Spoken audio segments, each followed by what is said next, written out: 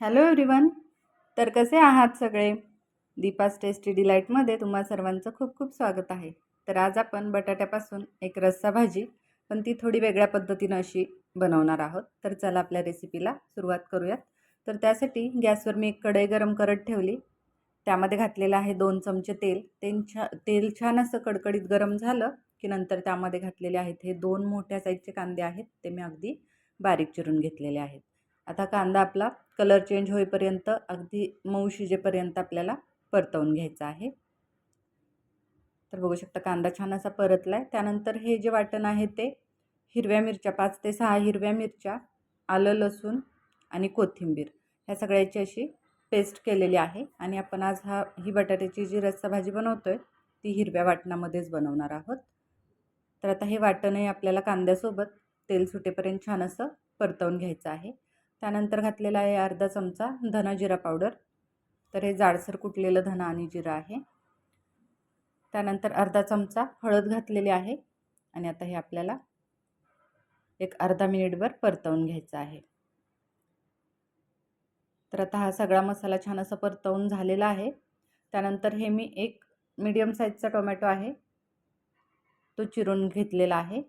तर अगदी बारीक नाही चिरलेलं, थोडं मोठेसेच त्याचे काप केलेले आहेत आणि ते टोमॅटो घातले. त्यानंतर हे उकडलेले बटाटे आहेत, साधारणतः 4 ते 5 उकडलेले बटाटे मी स्मॅश करून या कढईमध्ये घालून घेणार आहे. तर बघू शकता मी आता सगळे बटाटे त्यामध्ये घातलेले आहेत आणि ते आता आपल्याला मसाल्यासोबत छान परतवून घ्यायचं आहे. तर अगदी मोजक्या साहित्यात आणि झटपट तयार होणारी रेसिपी आहे. तर आता ते परतवून झाल्यानंतर मी त्यामध्ये घातलेलं आहे पाणी. तर साधारणतः मी हे 2 ग्लास पाणी घातलेलं आहे. त्यानंतर घातलेलं आहे चवीनुसार मीठ आणि नंतर वरून घातलेला आहे थोडासा अर्धा चमचा अगदी गरम मसाला पावडर. आणि आता हे सगळं ढवळून आपल्याला एकजीव करून घ्यायचं आहे.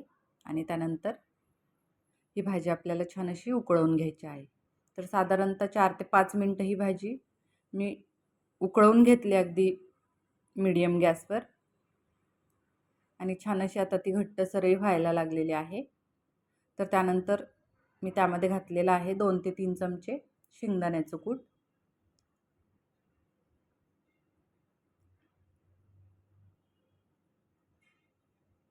आणि आता शेंगदाण्याचं कूट घालून आपल्याला ते एकजीव करून घ्यायचं आहे आणि परत एक 2 ते 3 मिनटं आपल्याला ही भाजी शिजवून घ्यायची आहे.